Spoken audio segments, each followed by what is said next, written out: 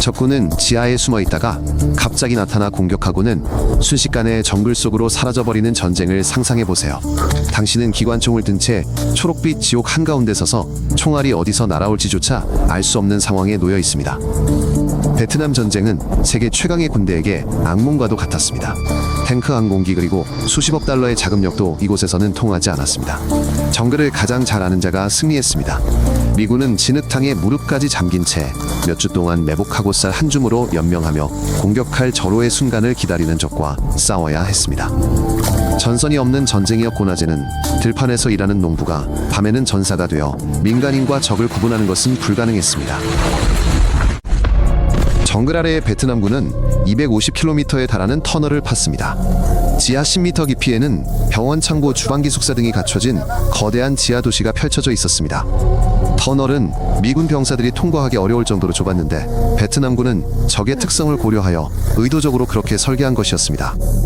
터널 안에는 대나무 창상자 속 독사지뢰 등 온갖 함정이 설치되어 있어 터널 안으로 들어가는 자는 매 순간이 마지막이 될 수 있었습니다. 미군은 터널 G라는 특수부대를 만들었는데 이들은 가장 작고 용감한 병사들로 권총과 손전등만 들고 어둠 속으로 기어들어가 다시는 돌아오지 못할지도 모른다는 두려움을 감수했습니다.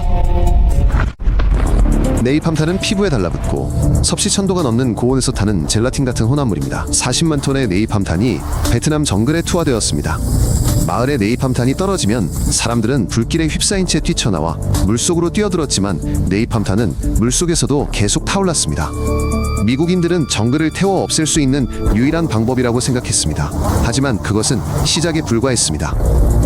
그 다음에는 모든 식물을 죽이는 화학무기인 에이전트 오렌지가 등장했습니다. 몇 년 만에 남베트남 국토의 20%에 에이전트 오렌지가 살포되었습니다. 에이전트 오렌지는 암과 돌연변이를 유발했고 전쟁 후 20년이 지난 후에도 기형아들이 태어났으며 일부 지역의 정글은 아직도 회복되지 못했습니다. 1954년 베트남은 호찌민이 이끄는 공산주의 북부와 미국의 지원을 받는 자본주의 남부로 분단되었습니다. 이 분단은 선거를 위한 임시 조치였지만 농민 대다수의 지지를 받는 공산당의 승리가 확실시되었기에 선거는 치러지지 않았습니다. 미국은 베트남이 공산주의 국가가 되면 라오스, 캄보디아, 태국을 비롯한 동남아시아 전체가 공산주의의 지배를 받게 될 것을 우려했습니다. 미국에게는 공산주의 확산을 막기 위한 이념 전쟁이었고 베트남인들에게는 100년에 걸친 식민 지배 이후 독립과 통일을 위한 투쟁이었습니다. 1964년 베트남 어선들이 퐁킹만에서 미군 구축함을 공격했다는 주장이 제기되었지만 실제로 그런 일이 있었는지는 불분명합니다.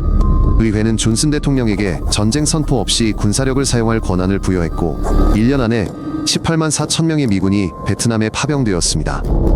초기 주요 전투들은 승리가 쉽게 오지 않을 것임을 보여주었습니다. 베트남군은 게릴라 전술을 사용하여 결정적인 전투를 피하고 공격과 후퇴를 반복했습니다. 미군 지휘부는 우월한 기술력으로 승패를 가를 수 있다고 확신했지만 헬리콥터와 폭격기는 정글 속으로 사라져버릴 수 있는 적에게는 무용지물임이 드러났습니다. 8년간의 전쟁 동안 베트남에는 750만 톤의 폭탄이 투하되었는데 이는 제2차 세계대전 당시 독일과 일본에 투하된 폭탄의 양을 합친 것보다 3배나 많은 양이었다. 전략 목표물 정글, 마을, 논밭 등 움직이는 모든 것, 심지어 움직이지 않는 것까지 매일 끊임없이 폭격을 가해 게릴라와 그들의 기지를 파괴하려 했다. 롤링 썬더 작전으로 불린 이 폭격 작전은 3년 반 동안 지속되었고 조종사들은 30만 회에 달하는 출격을 감행했지만 북베트남군은 오히려 더욱 강해졌다. 문제는 베트남이 대규모 공장과 생산시설이 부족했고 군대는 중국과 소련의 지원에 의존했으며 게릴라들은 은밀하게 숨어 있었기 때문에 폭격이 민간인 피해로 이어지는 경우가 더 많았다는 점이다. 라오스와 캄보디아의 정글을 가로지르는 16,000km 길이의 도로는 자전거 트럭 그리고 짐을 짊어진 사람들의 손길로 남쪽 게릴라들에게 무기와 식량을 실어 날랐습니다. 이 길은 하나의 길이 아니라 끊임없이 변하는 여러 갈래의 경로로 이루어진 네트워크였습니다. 미군이 한 구간을 폭격하면 베트남군은 하룻밤 사이에 우회로를 만들어냈습니다. 수십만 명의 짐꾼들 그중 상당수는 여성들이었는데 50kg의 짐을 짊어지고 말라리아가 창궐하는 늪지와 산길을 수개월 동안 걸어다녔습니다. 미군은 이 길에 수백만 톤의 폭탄을 투하하고 동작 감지기를 설치하고 화학물질을 살포했지만 보급품의 흐름을 막을 수는 없었습니다. 이 길은 전쟁 마지막 날까지 계속 사용되었습니다. 베트남 저격수들은 나뭇가지로 덮인 구덩이에 이틀 동안 미동도 없이 숨어있다가 미군 순찰대가 지나가기를 기다렸다가 단 한 발을 쏘고는 흔적도 없이 사라졌다. 그들은 제2차 세계대전 당시 사용되던 낡은 소총을 썼지만 정글 지형을 너무나 잘 알고 있어서 첫 발의 목표물을 명중시키고는 흔적도 없이 덤불 속으로 자취를 감췄다. 미군 병사들은 직접적인 전투보다 정글을 더 두려워했다. 죽음이 언제 닥칠지 모르는 위험 때문이었다. 오솔길을 따라 걷다 보면 덤불 속에 저격수가 숨어 있을지 아니면 매설된 지뢰가 있을지 알 수 없었다. 게릴라들은 곳곳에 함정을 설치했다. 말뚝을 박은 구덩이 불발된 미군 폭탄으로 만든 지뢰목 높이에 설치된 철조망 등 정글은 적과 직접 교전하지 않아도 목숨을 앗아갈 수 있는 곳이었다. 1968년 1월 31일 음력설 연휴 기간 동안 8만 명의 게릴라들이 100여 개 도시를 동시에 공격했습니다. 이 공격은 완전히 기습적인 것이었고 베트콩은 수도에 있는 미국 대사관까지 침입했으며 바로 전날까지만 해도 안전하다고 여겨졌던 도시들의 거리에서 치열한 전투가 벌어졌습니다. 미군은 한 달 안에 모든 공격을 격퇴했고 게릴라들은 4만 5천 명의 사상자를 냈습니다. 이는 북베트남에게는 군사적으로 참패였지만 동시에 그들의 가장 큰 승리이기도 했습니다. 미국 본토의 국민들은 텔레비전을 통해 전쟁이 아직 끝나지 않았고 적이 여전히 강력하며 어디든 공격할 수 있다는 사실을 알게 되면서 전쟁에 대한 대중의 지지가 완전히 무너졌습니다. 1968년 3월 16일 미군 병사들은 게릴라들이 숨어있다는 소문이 돌던 미라이 마을에 진입했지만 그곳에는 노인 여성과 아이들만 있었다. 그들은 단 4시간 만에 유아를 포함한 민간인 504명을 총살하고 여성들을 강간하고 집을 불태우고 가축을 죽였다. 이는 군사작전이 아니라 대량 학살이었다. 장교들은 학살을 은폐하려 했지만 1년 후 언론에 정보가 유출되고 살해된 아이들의 사진이 전 세계에 퍼지면서 미국은 자국 군인들이 저지른 만행에 충격을 받았다.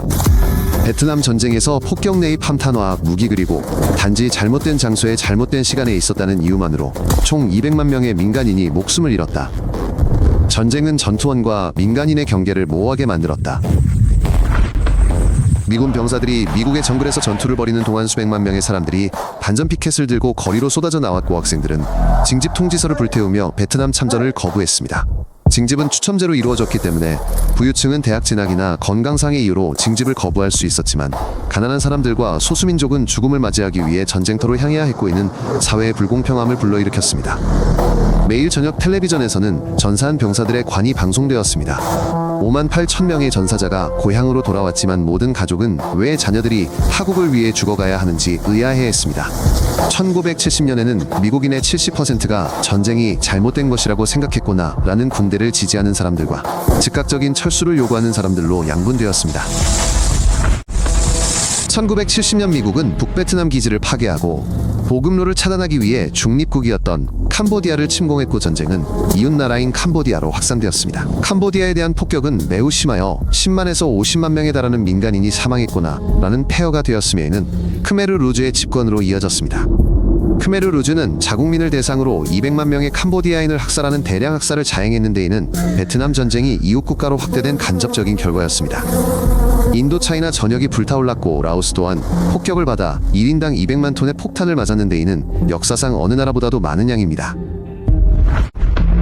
베트남 전쟁에서는 1만 2천 대의 헬리콥터가 병력 수송 부상자 후송 공습 등 다양한 임무에 투입되었습니다. 헬리콥터가 주요 수송 수단으로 사용된 최초의 전쟁이었습니다. 유명한 휴이 헬리콥터는 정글 위를 저공 비행했고 기관총 사수들은 열린 문에서 사격을 가했으며 로터 블레이드 소리는 한 세대의 병사들에게 전쟁의 배경음악이 되었습니다. 하지만 헬리콥터는 취약했습니다. 기관총과 유탄 발사기에 의해 격추되기도 했습니다. 전쟁 중 5천 대의 헬리콥터가 손실되었고 많은 헬리콥터가 정글에 추락했으며 승무원들은 전사하거나 포로로 잡혔습니다. 헬리콥터 조종사들은 가장 위험한 임무를 수행하며 적의 포화를 뚫고 착륙하여 부상자를 실어 날랐습니다. 많은 조종사들이 용감한 행동으로 최고의 훈장을 받았지만 그들의 영웅적인 행위도 전쟁의 무의미함을 덮어줄 수는 없었습니다. 1975년 4월 30일 북베트남 탱크들이 남베트남의 수도로 진격해 들어왔습니다. 미군은 이미 2년 전에 철수하여 연합군은 적과 홀로 남겨진 상황이었습니다. 마지막 미군 병사들은 대사관 옥상에서 헬리콥터를 타고 탈출했습니다. 수천 명의 남베트남 사람들이 울타리를 넘어 헬리콥터에 올라타려 했지만 모두가 탈 공간은 부족했고 많은 이들이 버려져 운명을 맞이해야 했습니다. 남베트남군은 몇 주 만에 붕괴되었고 병사들은 무기를 버리고 도망쳤으며 대통령은 금을 가지고 나라를 떠났습니다. 남은 사람들은 승리자들의 보복을 기다렸습니다. 전쟁은 북베트남의 완승으로 끝났구나라는 공산주의 통치 아래 통일되었으며 미국은 역사상 처음으로 전쟁에서 패배하여 국가적 자존심에 큰 타격을 입었습니다. 베트남 전쟁은 미국의 410억 달러의 비용을 초래했지만 진정한 대가는 수많은 생명이었습니다. 5만 8천 명이 전사하고 31만 4천 명이 부상당했으 몇 수백만 명이 심리적 상처를 입었습니다. 귀환한 참전 용사들은 영웅이 아닌 살인자로 환영받았고 사회는 그들에게 패배의 책임을 돌렸습니다.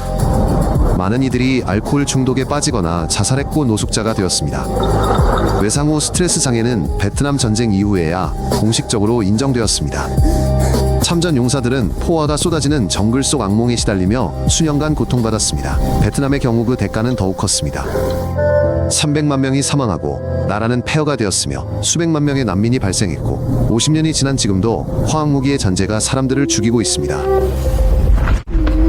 베트남 땅에는 여전히 80만 톤에 달하는 불발탄이 묻혀 있어 매년 수많은 사람들이 목숨을 잃고 있으며 정글에서 뛰어노는 아이들이 지뢰를 밟아 사망하고 있습니다. 베트남 전쟁은 세계 최강의 군대조차도 조국을 위해 싸우고 독립을 위해 어떤 희생도 마다하지 않는 민중을 꺾을 수 없다는 것을 보여주었습니다. 기술적 오이도 게릴라 전술에는 무용지물이며 폭격은 저항 의지를 꺾는 것이 아니라 점령군의 증오심만 더욱 키울 뿐이라는 사실을 입증했습니다. 베트남 전쟁의 가장 중요한 교훈은 지역 주민의 지지 없이는 그리고 병사들이 왜 싸우고 죽어야 하는지 이해하지 못한다면 전쟁에서 승리할 수 없다는 것입니다. 이 내용이 흥미로웠다면 구독 버튼을 눌러 새로운 에피소드를 놓치지 마세요. 저희는 간결하고 핵심적인 내용만 다룹니다.